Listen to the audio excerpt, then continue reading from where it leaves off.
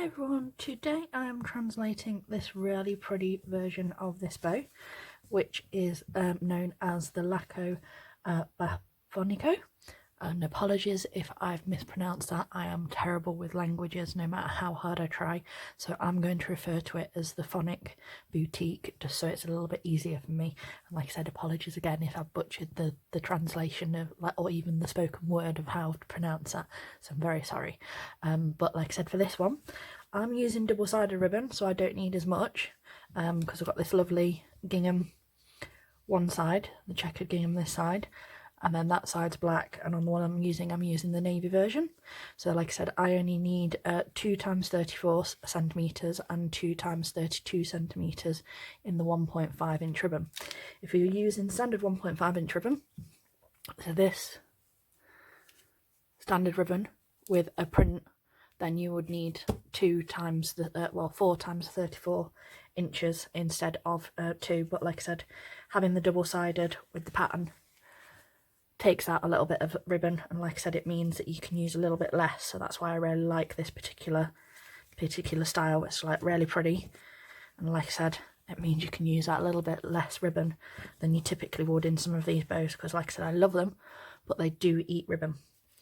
So this main part of the bow is the 2 longer pieces, the 2 times 34 centimeters, and the inner bits, these bits here, the loops here, that's your 2 times 32 centimeters. Like I said, and if you're doing it pattern one side, plain on the inner, you'd do 4 and you'd layer them on top of each other, so you have 2 pieces, and heat seal your edges together. And on all my ends, all of them, just get my lighter, that's the only thing I didn't have ready.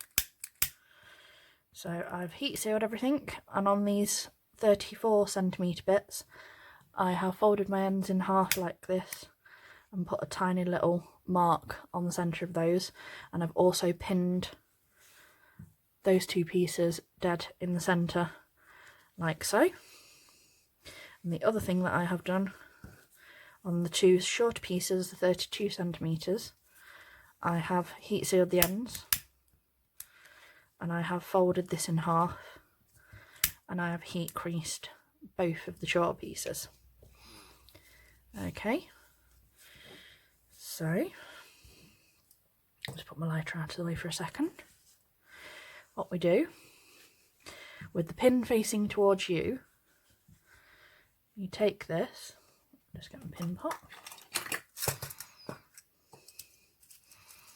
at your pins, and where this is centred, so you can do this, fold that in half so that you can see it centred, and you want to pin right in the middle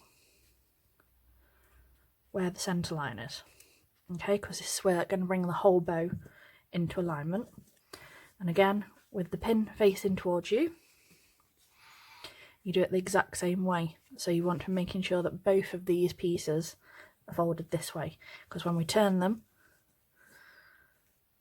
this helps balance the bow as well. Okay, so again, pin dead centre.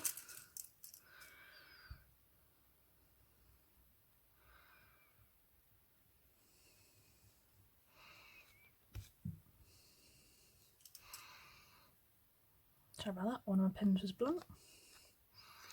That's better. So, like I said, so you've got 2 pieces exactly the same as that, with one side folding in that way.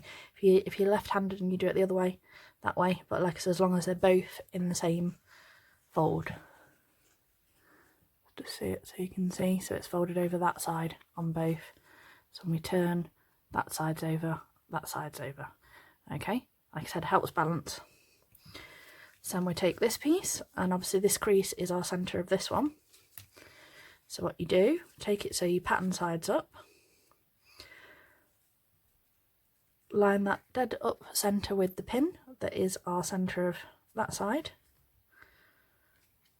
and we can pin here, and we'll repeat on this side as well.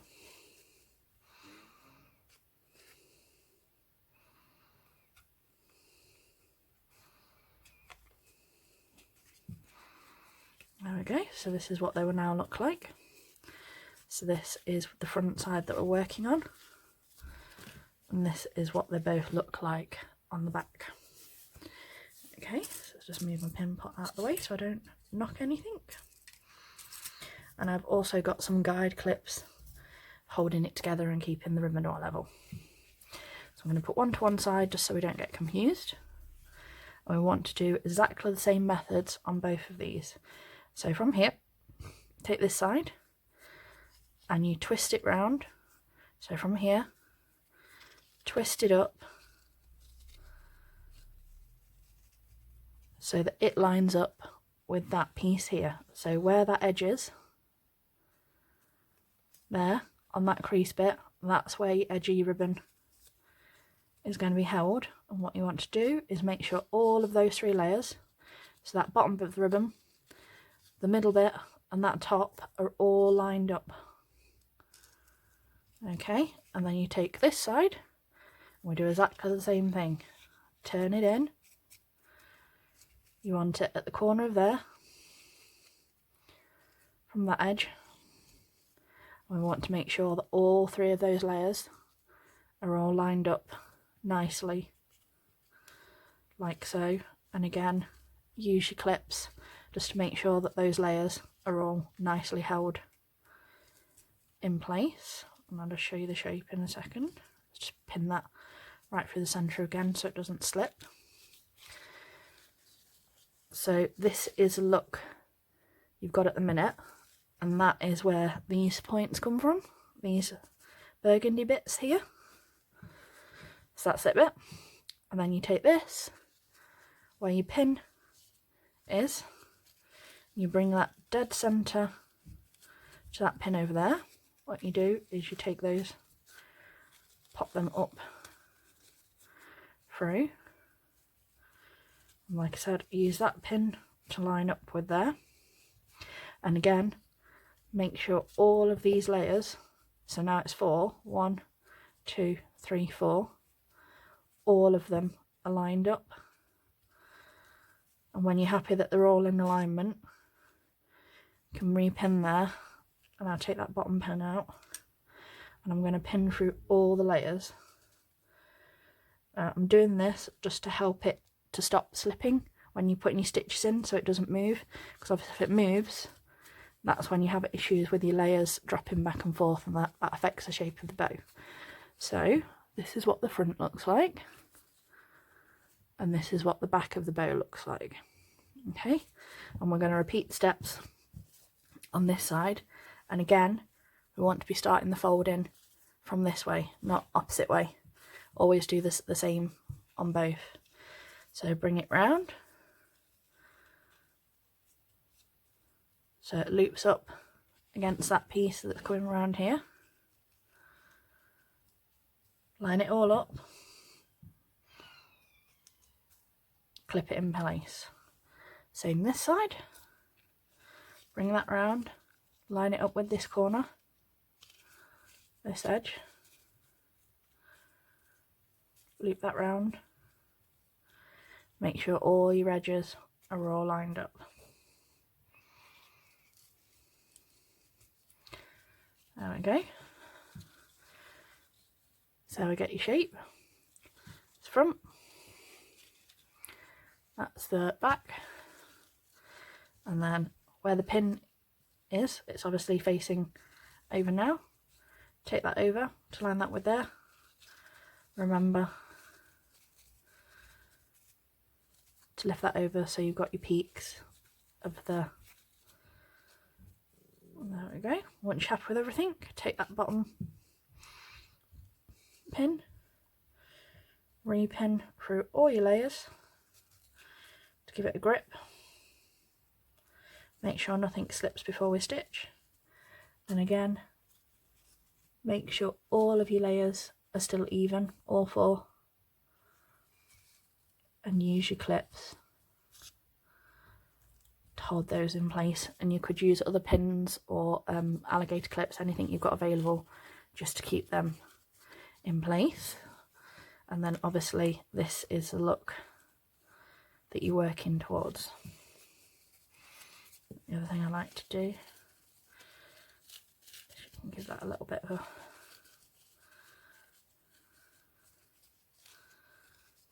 adjust so that both sides look the same. There we go. So I've got my needle and thread, and I have my 7-inch darning needle, 7cm darning needle, and I have double threaded extra strength Gutermann thread. Okay, so we can take this clip off now, and you want to start your stitch. We're going to do 6, but I'll show you once I've done. And what you want to do is I start it dead on where all the layers join, so all the way through all of those, all 4. 1, 2, 3,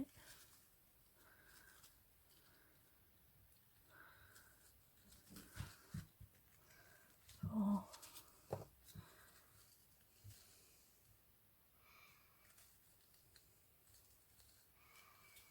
5,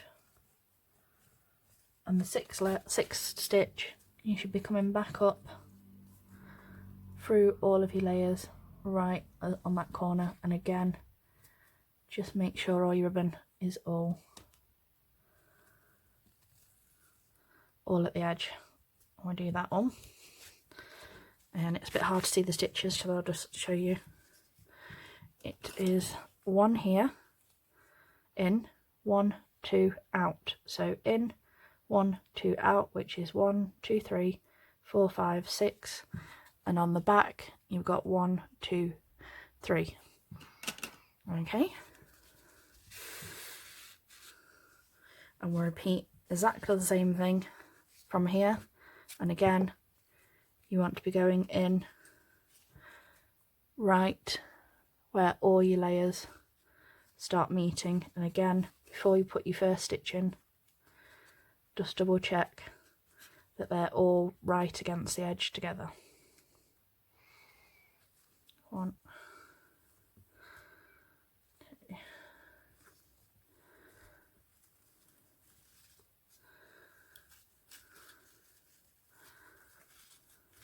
try and get them as even as you can as well. And like I said, that 6th one should always be going back up through this side, through all 4 of the layers in this corner. And again, before you put your stitch in, make sure that they're all in alignment with that edge. And again, exactly the same as we did that side. In, 1, 2, out, 1, 2, 3, 4, 5, 6, and on the back 1, 2, 3. Okay, now I keep those pins in just until I've got my cinchers, and if you wanted to you could sew these in one part separately, so you could sew this side and this side, but you'd still need the same 6 stitches to get you 3 creases on both sides. So I get them like this, and I pull until they're all nice and tightly cinched like that. When I'm happy that they're able to do that, you can take that out of the way. Tightly do that side as well, and then I level those 3 creases up that side. I'm just going to do a stitch back through there to cinch that circle to get them to align nicely.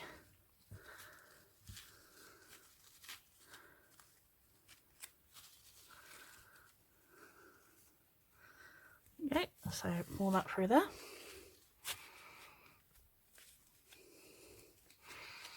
And then there you go, you've got your nice shape. And what I do then is from beneath, very, very close to the centre, I go from beneath through the centre of that one, through that crease, and through the centre of that crease that side, and that stops that from separating. And if you want to, you can go over it again. But like I said, stay very close to that centre, because we don't want the stitches anywhere that's not going to be covered by our centres. So I'm going to move those out of the way, it's distracting me. I like to keep my desk as clear as possible when I'm making, so I don't lose focus and start planning other tasks while I'm making other bows. So like I said, there's that. and then you can stitch off in the back, and I'll show you the front and the back. The backs of these styles of bows don't tend to be very pretty, so you'll find that a lot of the times that you have a base bow added, and the base bow is optional, but it does make the bow look a little bit more professional and tidy, if that makes sense.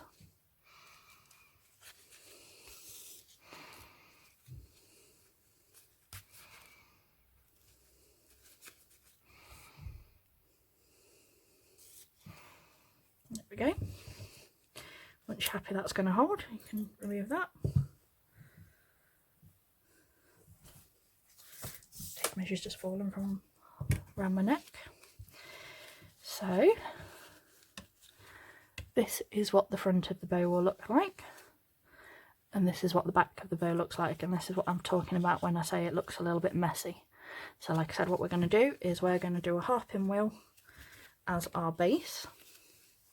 And the trick for this is 42 centimetres, and like I said, it's completely optional. What you do is you make this shape. So you go like this. Okay, and I want about a centimetre, maybe 2, either end. That's 2. Just going to do a little bit more this side. Okay, so once you've got 2 either side, or 1, however you like your tails, you add clips here.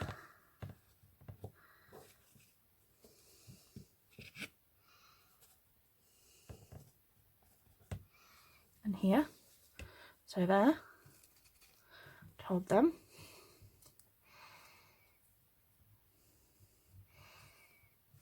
And across there for those. Then you can fold in half, and as you can see, your tails are even. And then pinch that like so, and put a heat crease in so you can see a few stitches.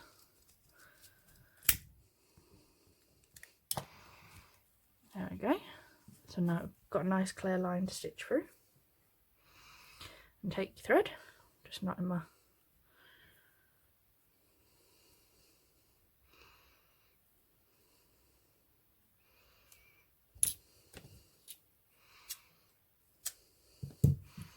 and as you can see, I'm making a back to school bow, so that's why I like this gingham, to just do it more even.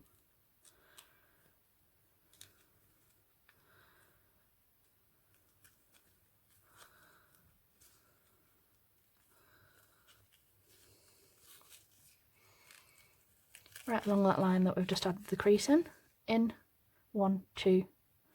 So 1, 2, 3, 4, 1, 2, 3, 4, which is in, 1, out, in, 1, out. And on the back you'll have 1, 2, 3, 4.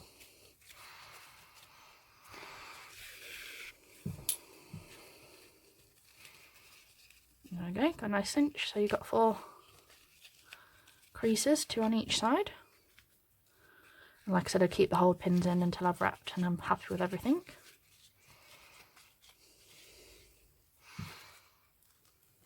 And then just stitch off in the back however you personally like. You can do this on template as well if you prefer templates to hand making. It's entirely up to you. As you can see, that's just enough to be able to go on our angles. So I can take these clips out of the way now. And I'm going to do my curves before I attach it, just so I don't cut into the bow. And like I said, you can do the curves like I do. You can do straight angles, whatever you personally prefer. You can even put the spikes in. I just find curves easier than most other versions. And slightly more forgiving than some. And like I said, you can do light or you can do the deeper versions. Again, it's entirely up to your personal preferences. And what I'm going to do is I'm going to come up through the back here with my thread, right through the centre, Again, if you personally prefer, you can glue your layers together. This is just what I do. So pull that right through my centre. Take this one again, right through the back of the centre of that one, so right through those two creases there.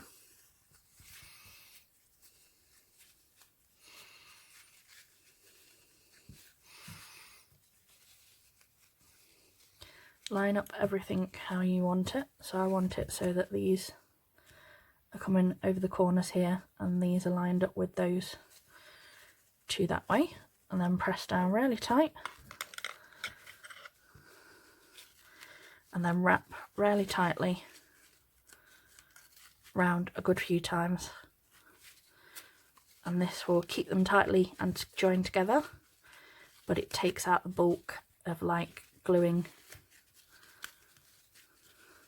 especially if you're doing a few, like so if you did this bow, a pinwheel, and then something underneath like a big full pinwheel instead of a half pinwheel to do it like an over the top bow to like decorate, then threading through like this works a little bit better than glue to take that bulk out, which means your centres look less chunky, unless that's what you personally like.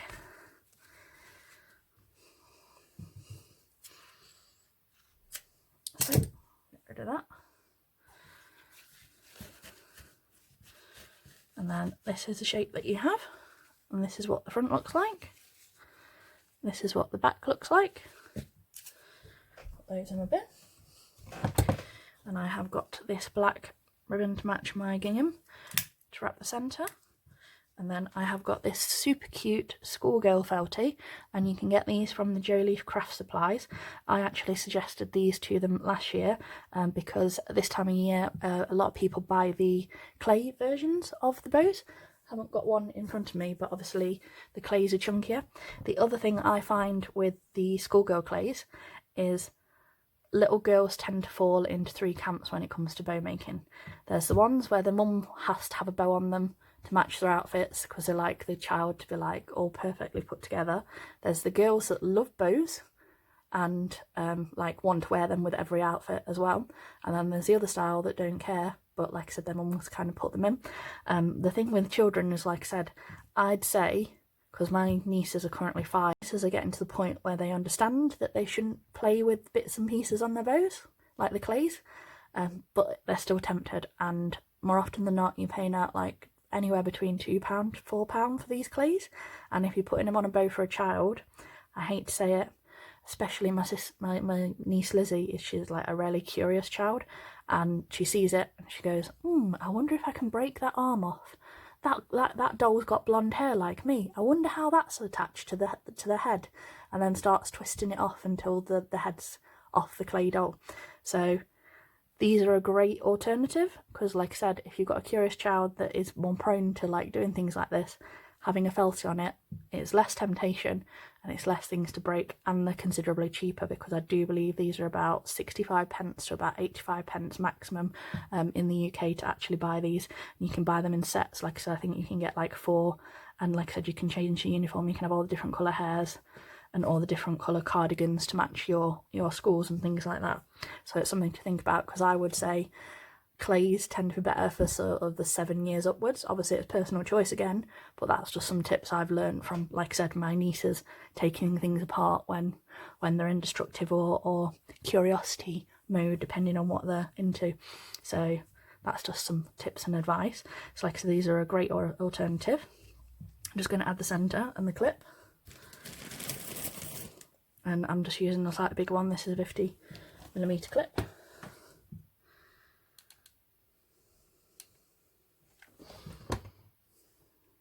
And also, if you don't plan ahead with the schoolgirl clays, they tend to run out quite fast.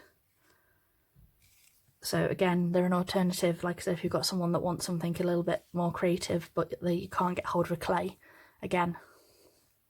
But the same with the clays, because they take, embroidery items tend to take a little bit longer. If you are buying them from people, the average lead times on these kind of things from most suppliers, unless they keep ready stock, is anywhere between 14 to 21 days. So always sort of plan a month in advance for those kind of things. So there's a clip attached. I'm going to add a touch of this one, heat service. I'm sorry, I feel like I've talked too much on this one, but hopefully you found it all useful.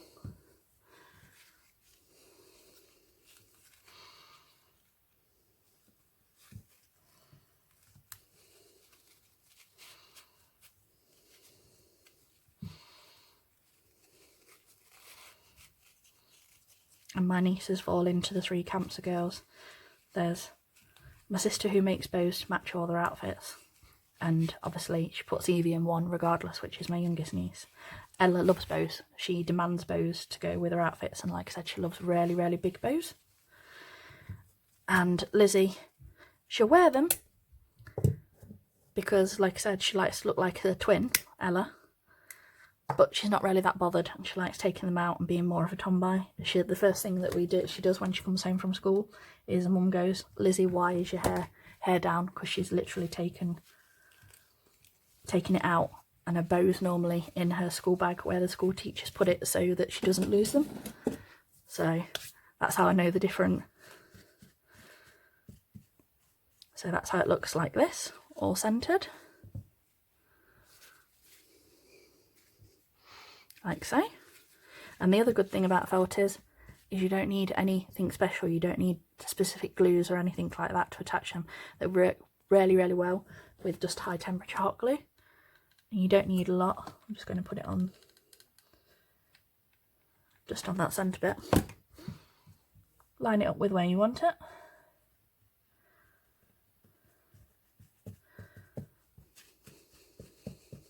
And that will hold with no extras. If you want to, as you can see, I've added some mini chair bows for embellishments. You can add them or leave them or do some different styles if you want to. Like I said, you could add a few matching gems to the end of your tails if you wanted to as well. It's entirely up to you. But there you go. There's a really pretty phonic boutique bow. And like I said, thank you for watching. If you need any more help or advice, I've also got the links to the Facebook page and the group below. I'm always about if you want any questions answering and things like that. And don't forget to like, share and subscribe. Bye!